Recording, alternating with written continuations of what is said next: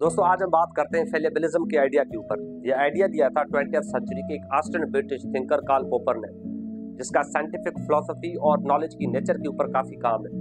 Popper इसके अंदर argue करते हैं कि ह्यूमन नॉलेज कभी भी 100% सर्टेन नहीं होती है। नो मैटर कि आप उसके हक में कितने दलील ले आते हो, कितने एविडेंसेस पेश करते हो, वो नॉलेज कभी भी 100% सर्टेन नहीं होगी। फिर वो नॉलेज चाहे मजहबी हो, इखलाकी हो, फिलोसॉफिकल हो या इवन वो साइंटिफिक क्यों ना हो, उसके अंदर रिवीजन और फाल्सिफिकेशन का एलिमेंट मौजूद होता है। क्योंकि नॉलेज हम अक्वायर करते हैं दो तरीकों से।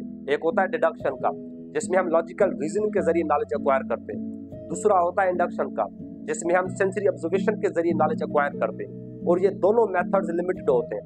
लॉजिकल रीजनिंग भी सर्टेन पॉइंट तक होती है, हमारी सेंसरी ऑब्जर्वेशन भी सर्टेन पॉइंट तक लिमिटेड होती है। हम एक ही वक्त में पूरी कायनात का मुशाहिदा नहीं कर सकते, उसको ऑब्जर्व नहीं कर सकते। जब नॉलेज को अक्वायर करने के दोनों मेथड्स ही लिमिटेड हो, तो जाहिर है उनसे जो नॉलेज इमर्ज होगी, नॉलेज अक्वायर होगी, वो भी लिमिटेड होगी, वो भी कन्फाइंड होगी। पॉपर ये भी कहते हैं कि किसी भी आइडिया को, थ्योरी को प्रूव करने के लिए हमें उसके सपोर्ट में एविडेंसेस नहीं ढूंढने चाहिए, बल्कि उसके ऑपोजिट जाना चाहिए, उसके खिलाफ एविडेंसेस तलाश करने चाहिए, उसको फाल्सिफाई करने की कोशिश में होना चाहिए। हमें उसको अगेन एंड अगेन टेस्ट करना चाहिए।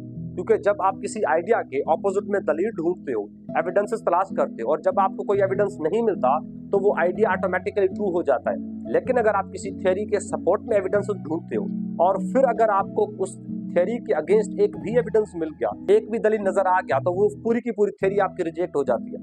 मिसाल के तौर पे यूरोप के अंदर काफी अरसे तक ये साइंटिफिक अंडरस्टैंडिंग थी कि ऑल स्वान्स आर वाइट, लेकिन बाद में ऑस्ट्रेलिया के अंदर एक डिस्कवरी के अंदर ये भी पाया गया कि वहां पे ब्लैक स्वान भी होते हैं। अब यहाँ पे ऑस्ट्रेलिया के अंदर एक ब्लैक स्वान के मिलने की वजह से वो पूरी की पूरी साइंटिफिक जो थ्योरी थी, जो अंडरस्टैंडिंग थी यूरोप के अंदर, वो रिजेक्ट हो गई। अब यहाँ पे एक ब्लैक स्वान था, एक एविडेंस था जिसने पूरी अंडरस्टैंडिंग को जो है वो रिजेक्ट कर दिया।